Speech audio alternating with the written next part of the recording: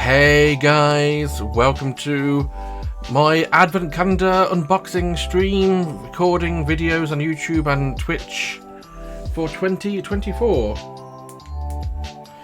Still adjusting everything in this room. It should be bright enough for you to see what's going on, but this is my new advent calendar this year. It's actually last year's advent calendar, but I've got it this year because of reasons. So that's what to do. Let's have a quick look at it. Exactly the same as last year, but different calendar, of course. I've not actually opened it yet, as you can tell, so I'm going to get my little knife out and open it. Here. If you've not seen an exit game before, what these are literally just escape rooms in a box. This one is an escape room advent calendar in a box. Plastic's not going to be used anything, I don't think. Let's open it up. We have a tool shed with $2 for Alex's birthday collection, $4 for my party at Billow's house. That's going to be a clue for something. We have the storybook, the help and instruction book,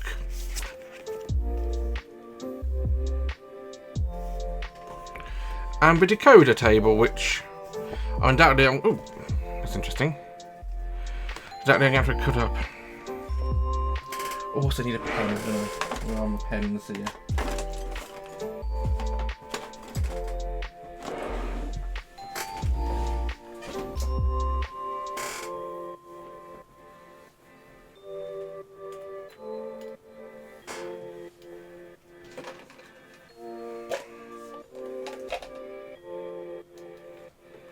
I got a silver one here. I'll find a proper one at some point in a moment.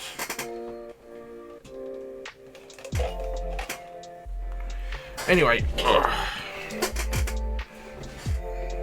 there's day one there. But let's do the help book and instructions first of all.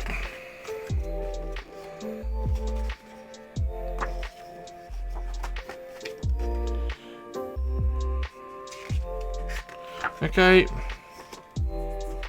game setup. For a start, need to assign the decoder table. It's exactly as I thought it would be.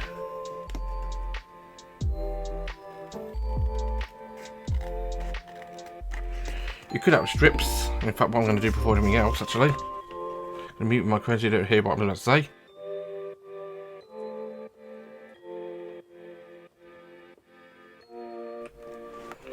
Oh good, I've got some root light in this room now, good.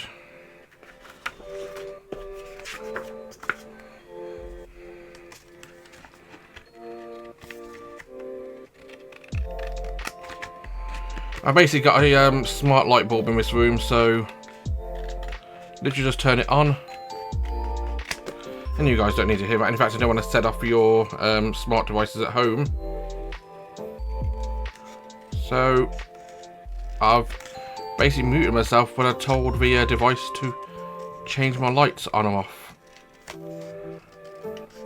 Yeah, you really don't need to see what I'm doing right now. I'm literally just cutting up bits of card.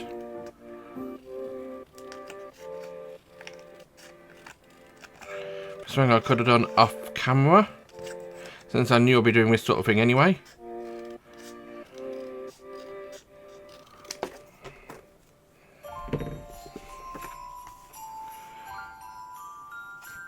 Okay.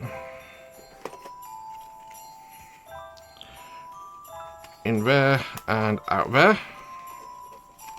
It's the same thing you see every single year with me doing this.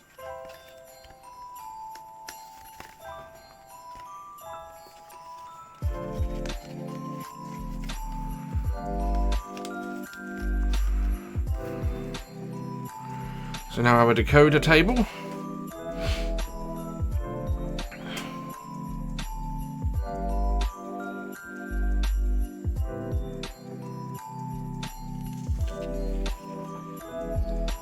Okay.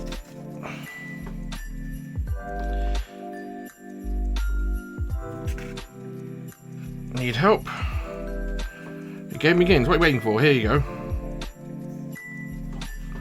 Okay, so that's the instructions starting the game done.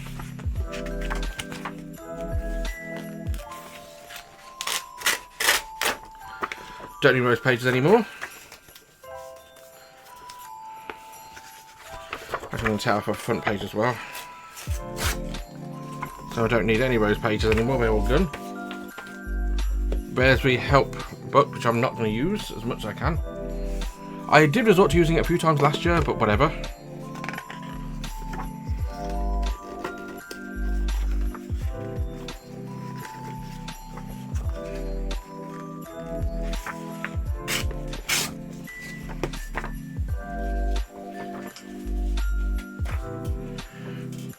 Shall we begin?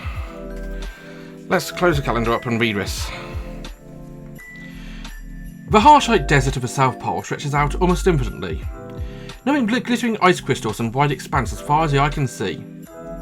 The whole area is silent and stark and deserted. Well, actually not the whole area. There, in the middle of the icy wasteland, stands a single, isolated house. Actually, the word house might be misleading because it's probably the strangest building you could ever imagine. Looks as though could not decide whether or not it would be castle or factory. Huge half-timbered walls surround the expansive, sprawling site. Spiral staircases wind around with crooked towers. Oriels just out in the craziest of places. Ropes are stretched around the building along with pulleys that rattle up and down.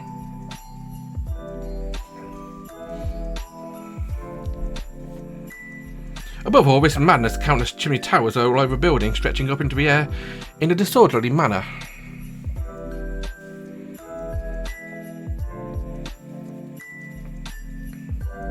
A hiker, should he ever get lost in this remote area, would probably stand open-mouthed and stare in amazement at this truly surprising sight. Not least because of the magnificent fir trees that thrive in huge plant pots right in front of a building. Perhaps he would thoughtfully pluck a few icicles from his beard and mutter, "Goodness gracious, how do the trees manage to survive in such a biting cold?" But firstly, a hiker would never happen to pass by this particular spot on the South Pole, and secondly, this is no ordinary building. Of course, it would be with Santa Claus's workshop, and as you know, he has some surprise tricks at his disposal. Very few people remember when the Christmas workshops were located on the South Pole, though Santa occasionally rattles on enthusiastic about adventures at that time over a cup of hot cocoa. Inside, it's very busy and is expected in December. There's crafting and carpentry and baking and sewing, painting and varnishing, and above all hangs the delicious scent of oven-fresh gingerbread and cinnamon stars. Oh, lovely. Fancy that myself.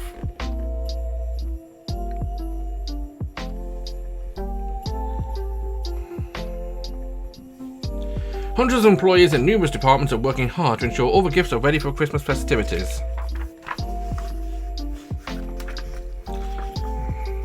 You're one of these employees. You have been employed here for many years and love this time of year. Everyone's really focused on their jobs and the zeal and the anticipation is almost palpable. You're working hard at your workbench, carefully making the most wonderful children's toys. You screw together a wooden rocking horse and lovingly smooth out the last splinters with sandpaper. Putting the toy aside, you head to a side table to get a steaming hot cup of tea when... Rums! Tremendous vibration hit the building.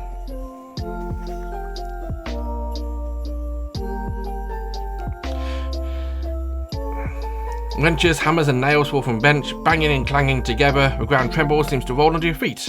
Desperately, you try to hold on to something, but everything falls and sliding and rolling all over the floor. In a panic, you crawl onto your workbench and hide your head in your arms. What on earth is happening? In addition to the earthquake, a violent snowstorm seems to sweep over the building. Shaking wooden planks. How can this be? This morning there was absolutely nothing to indicate such a change in weather. Now suddenly a huge mass of snow is falling from the heavens. With sudden realization, you rush across the swaying floor to a window to secure the wooden shutters. You don't know how long it will be able to withstand the mass of snow, though. Then you duck back to your workbench, protecting yourself from falling objects as best you can. When the earthquake seems to subside, somewhat you are out into the hallway where chaos reigns. Your colleagues run around in mad panic. What's happened? Was that an earthquake? What should we do? But that's no normal storm. Fear and helplessness are spreading. Benno, an older colleague, comes up and reminds you that you are the company's safety officer. Oh, that's correct. You'd completely forgotten. Normally, your task consists of showing the others once in a year where to find the first aid kit and to train them in what to do in case of a purely theoretical fire. Could have guessed it would actually be a situation like this. We have to prevent panic from breaking out in the corridors. Benno's words tear you from your thoughts. Should I take the others in the staff room and to the basement? To reasonably safe there, you should look for a boss and find out what's going on here. You nod uneasily and watch done as your colleague shepherds the staff into the direction of the stairs. As he leaves, he turns to you again. And remember, within a few minutes, the locking mechanism will kick in. Good luck. Luck? You'll need it. You rush back to your workroom and hastily clear space on your table to spread out the worn plan of a workshop. Which is the quickest way to Santa's office? He gazes and wanders around the floor plan, which is always amazed at how huge a building is. So many rooms. Suddenly you stop. What did Benno actually mean, locking mechanism? You muse. Words don't really mean anything to you. Dimly you remember a safety training course where talk of emergency situations where the doors of a workshop would automatically lock. That's right. There will be hidden clues in each room which don't open the doors again. There's some kind of safety precaution. You just need to know how to read the clues. However, as far as you can remember, this complete lockdown has never occurred before, so it's quite possible this might be one of the countless stories that colleagues like to tell each other, when nights are long and dark. You lean warily against the wall.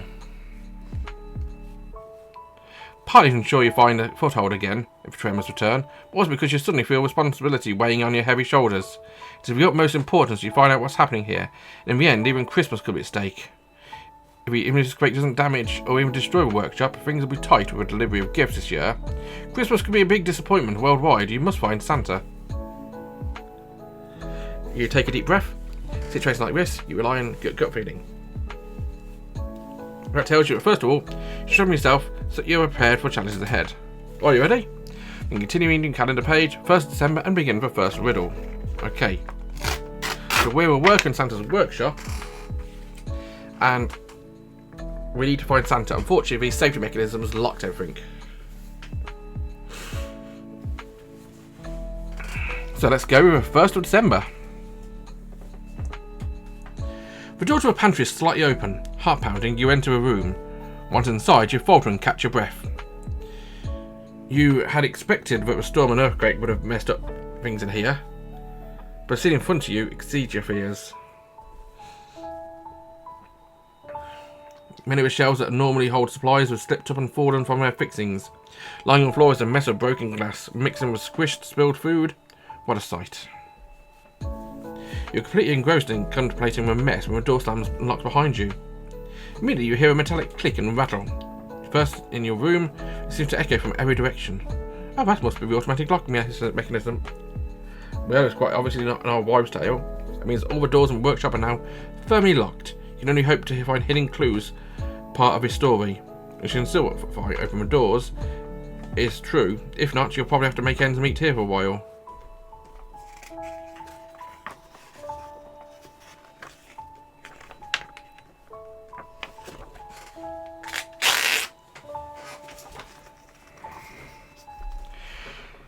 Speaking of supplies, you decide to quell the burgeoning panic with something sweet.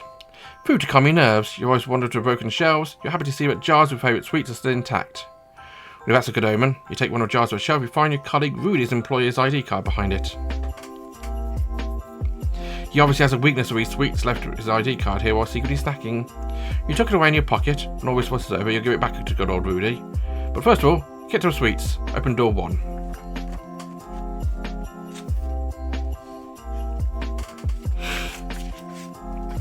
Okay, door 1 is down here.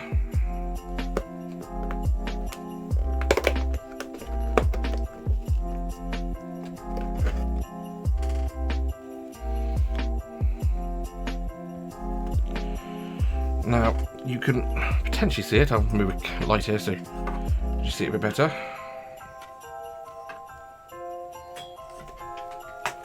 I'm going to just read the lights slightly to more cloudy.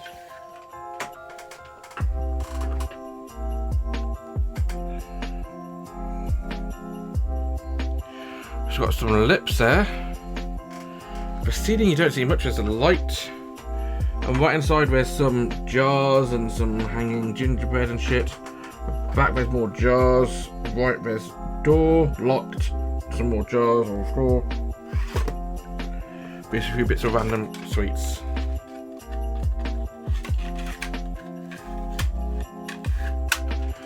Other than the lips on the door, there's nothing really of note.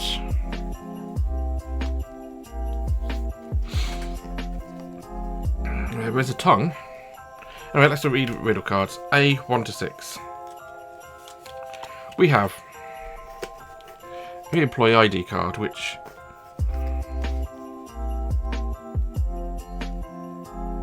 Rudy Michael Carl Hammer, Department Wooden Toys.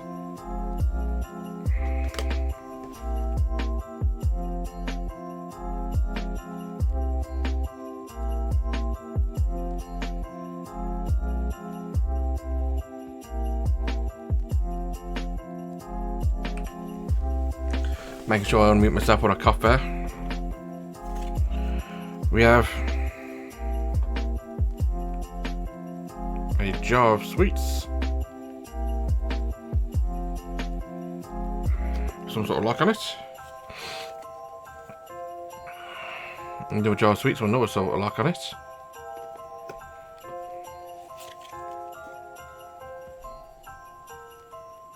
Jar of sweets. Jar of sweets. Jar of sweets. Can't even notice I've got different symbols on them. Food to calm your nerves. Code from big to small. Recently, various employees have left their ID cards lying around. If you want to find one, please don't throw it away. And nothing else on this.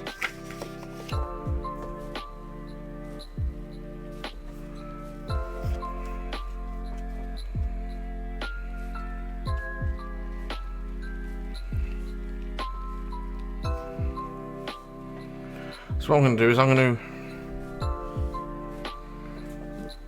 get my phone and use my light to have a closer look in there.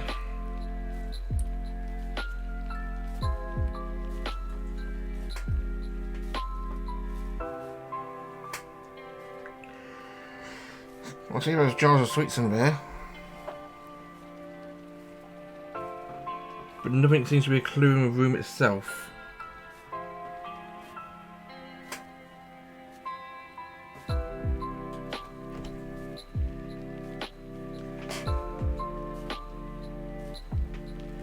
Wait, my event for MinamiCon's been confirmed. Cool. From big to small.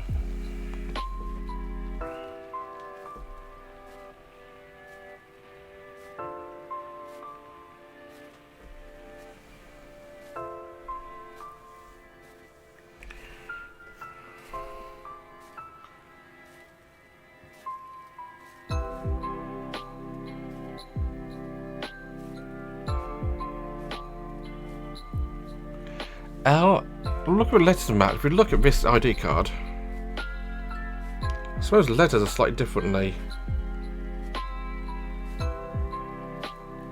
That's very suspicious.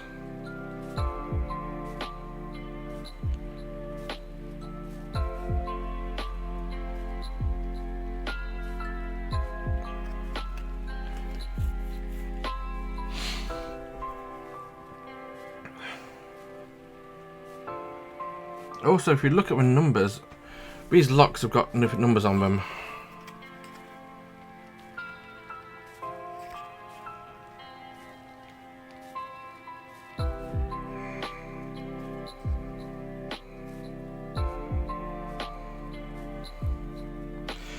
That's got number 3.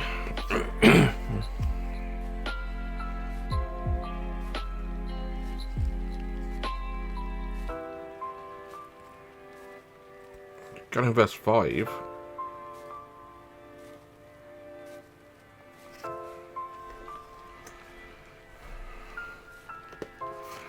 That has a weird little wiggle. Question mark. That has a T.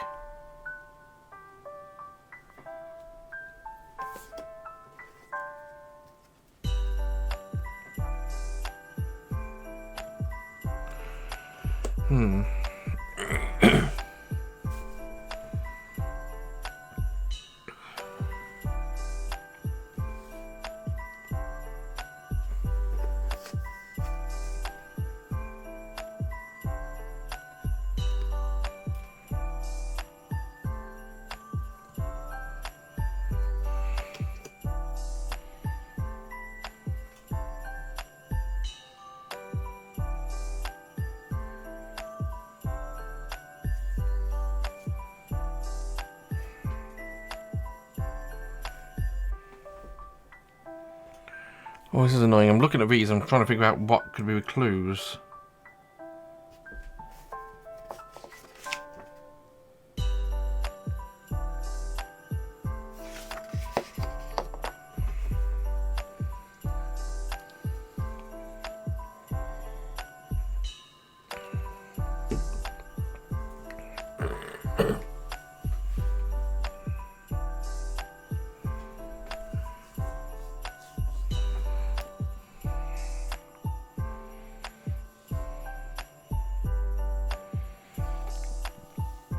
The clue we have here is food to calm your nerves.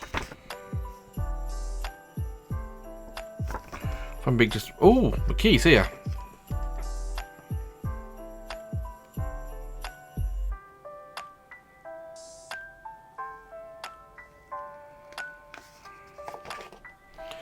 The three keys we have in the picture here are the number 3,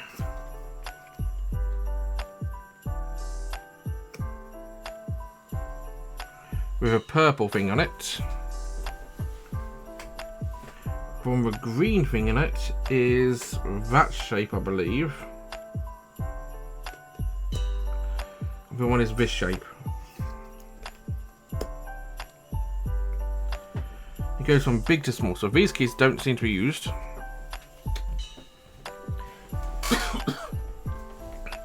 Now, if we count the number of tokens on each of them, where's my pencil for this?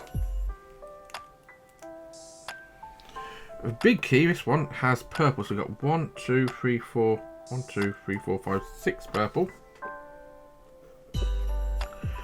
This one has got green, so you've got 1, 2, 3, 4, 5 green. That one's yellow, it's got the S shape. 1, 2, 3, 4, 5. So I'm thinking this is going to be 6, 5, 5 from big to small. 6, 5, 5.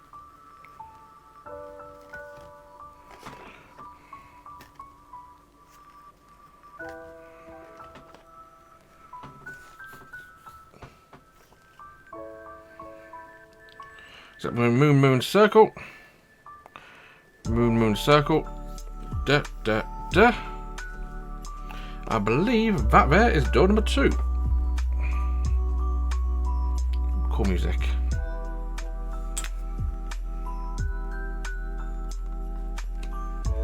I'll put number 2 on there and properly once I find my actual pen. Where did I leave that bloody pen? It's got on the floor. Yeah, it is. That pen I was using was terrible.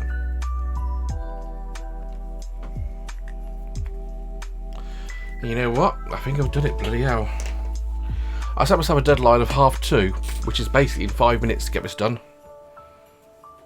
But yeah, I managed to find 3 jars of sweets, 2 jars of sweets I haven't used, and Rudy Michael Carl Hammer's Wooden Toys ID card.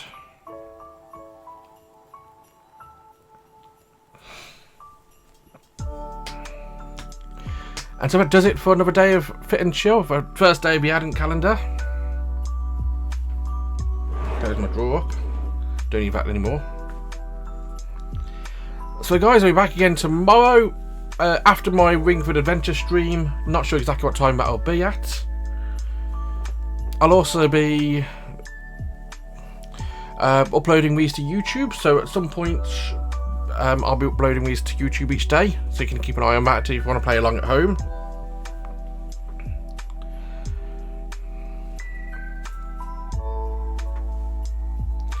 I'll see if I can get anything better set up to have a proper, because I've got a spare camera. Actually got 2 spare cameras I could easily plug into a computer. Whether or not it actually likes it this year, we'll find out. But that's me done for another day. I'll be back again tomorrow. Have a wonderful day. Happy December, and bye-bye.